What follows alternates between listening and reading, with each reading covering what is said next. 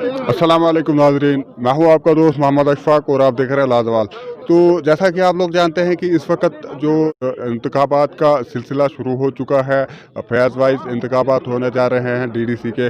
तो आज यहाँ पर जो द्राबशाला में है, कुछ सियासी माहौल बहुत ज़्यादा गर्मा गर्म देखने को मिल रहा है। मुख्तलिफ़ किस्म के यहाँ पर जो कैंडिडेट हैं वो खड़े हो चुके हैं इंतखाबात में हिस्सा लेने के लिए। तो इसी सिलसिले में यहाँ पर जो द्राबशाला है, द्राबशाला में बीजेपी ने जो भारतीय जनता पार्टी है उनका कैंडिडेट भी खड़ा हो चुका है। उसके अलावा एनसी ने भी अपना कैंडिडेट खड़ा कर लिया है। तो जो आज जो मीटिंग यहाँ पे चल रही थी, आप देख सकते हैं यहाँ पर कितने लोग हैं। तो इनका जो सबसे जो मकसद था यहाँ पर आने का, वो कांग्रेस की मीटिंग थी और कांग्रेस ने आज यहाँ पर ये फैसला किया है कि वो भी अपने किसी कैंडिडेट को यहाँ पर किसी को उतारेंगे। तो इसका मतलब ये है कि जो कांग्रेस है, कांग्रेस का गुपकार डिक्लेरेशन के साथ यहाँ पर कोई भी जो है मेल जोल नहीं है। कांग्रेस यहाँ पर अलहदा और एनसी और पीडीपी का अभी फैसला आना बाकी है कि एनसी और पीडीपी साथ मिलकर इलेक्शन लड़ेंगे या नहीं। बहरहाल कांग्रेस का यहाँ पर साफ दिख रहा है कि कांग्रेस यहाँ पर अलहदा होकर इलेक्शन लड़ेगी। तो किसको यहाँ पर कैंडिडेट उतारेगी, इसके लिए यहाँ पर वर्कर हैं, कुछ कांग्रेस के जो नेता हैं यहाँ पर ब्लॉक लेवल के, तो उनसे हम बात करके देखते हैं कि उनकी क्या राय है। हम इनसे पूछना चाहेंगे कि यहाँ पर जो लोगों का रुझान है वो कैसा देखने को मिल रहा है। क्या पहले की तरह जैसे कि पूरे इंडिया में जो बीजेपी की एक वेव चल रही थी, तो यहाँ पर आप सुरूर में या द्राबशाला में आप नज़र रख रहे हैं पॉलिटिक्स पे, तो आपको क्या लग रहा है इस बार भी यहाँ पर बीजेपी की कोई वेव चल रही है या देखने को मिल रही है? देखिए, यहाँ पे पहले ऐसा मतलब हुआ था, पहले भी ऐसा हुआ था कि बीजेपी की जी वेव जो है वो चल रही है। लेकिन बाद में हमने मतलब इतनी मेहनत करी, मतलब अपने कैंडिडेट्स को जिताने के लिए, चाहे वो पंच हो, सरपंच हो या बीडीसी जो चेयरमैन हैं उनको जिताने के लिए। तो लेकिन हमने फिर भी मतलब उनकी जो हवा चली थी उसके बीच में हमने ऐसा कारनामा कर दिखाया कि हमारे यहाँ पे पंच भी हमारे जीत गए और सरपंच भी हमारे ही हैं अभी कांग्रेस की तरफ से। आखिर यहाँ पर द्राबशाला में कांग्रेस कहाँ के लिए जा रही है और किस हद तक सफल हो रही है यहाँ पर? मैं सबसे पहले मुबारकबाद पेश करता हूं कि आपने यहाँ पे मुझे मौका दिया बोलने का। मैं आपका बहुत बहुत आभारी हूं। और मैं ये कहना चाहता हूं कि द्राबशाला जो है ये एक हिल एरिया है और यहाँ जो द्राबशाला में डेवलपमेंट का कोई नाम निशान नहीं है। द्राबशाला ऐसी एक बुरी हालत से आज मरहूम है, चाहे वो सड़कों का काम हो, चाहे वो मनरेगा का काम हो, चाहे वो किसी भी लेवल का काम हो। तो वो आज जब तक सूडी साहब ने जहाँ तक सड़कें पहुँचाई वहीं रुकी हैं और जो भी कोई सरकारी काम था वो सारा वहीं रुका हुआ है।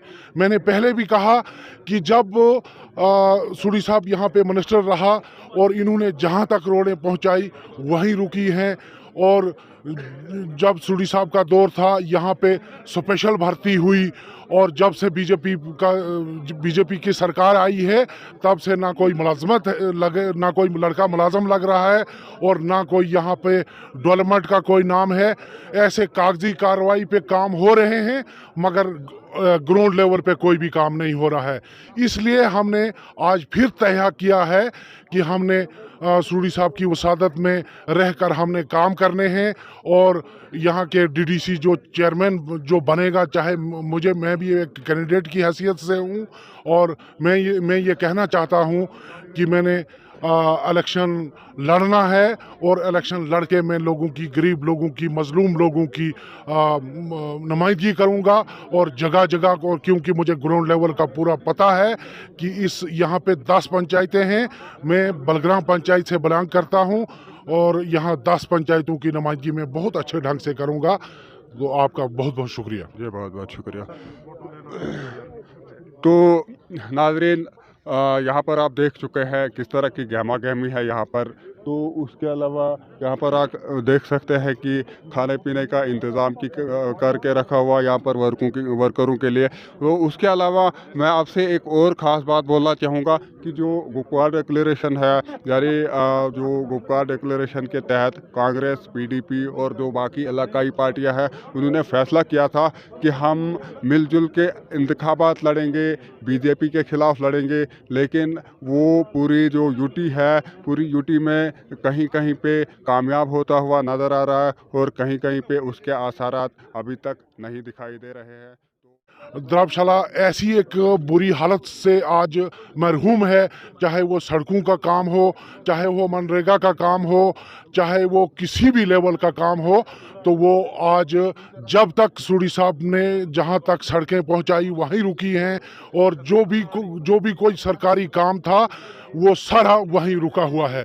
मैंने पहले भी कहा कि जब सूडी साहब यहाँ पे मिनिस्टर रहा और इन्होंने जहाँ तक रोडें पहुँचाई वहीं रुकी हैं, और जब सूडी साहब का दौर था यहाँ पे स्पेशल भर्ती हुई, और जब से बीजेपी की सरकार आई है तब से ना कोई मुलाजमत लगे, ना कोई लड़का मुलाजम लग रहा है, और ना कोई यहाँ पे डेवलपमेंट का कोई नाम है। ऐसे कागजी कार्रवाई पे काम हो रहे हैं मगर ग्राउंड लेवल पे कोई भी काम नहीं हो रहा है।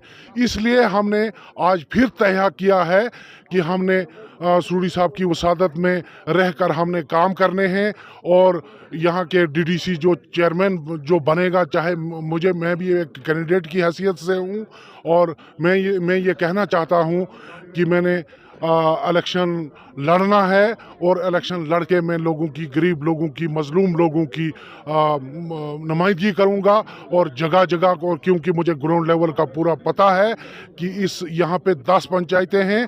मैं बलग्राम पंचायत से बिलोंग करता हूं, और यहाँ 10 पंचायतों की नुमाइंदगी मैं बहुत अच्छे ढंग से करूंगा। तो आपका बहुत बहुत शुक्रिया। जी बहुत बहुत शुक्रिया। तो नाजरीन, यहाँ पर आप देख चुके हैं किस तरह की गहमा गहमी है यहाँ पर। तो उसके अलावा यहाँ पर आप देख सकते हैं कि खाने पीने का इंतज़ाम करके रखा हुआ यहाँ पर वर्करों के लिए। तो उसके अलावा मैं आपसे एक और ख़ास बात बोलना चाहूँगा कि जो गुपकार डिक्लेरेशन है, यानी जो गुपकार डिक्लेरेशन के तहत कांग्रेस, पीडीपी और जो बाकी इलाकाई पार्टियां हैं, उन्होंने फैसला किया था कि हम मिलजुल के इंतखाबात लड़ेंगे, बीजेपी के खिलाफ लड़ेंगे। लेकिन वो पूरी जो यूटी है, पूरी यूटी में कहीं कहीं पे कामयाब होता हुआ नज़र आ रहा है और कहीं कहीं पे उसके आसारात अभी तक नहीं दिखाई दे रहे हैं।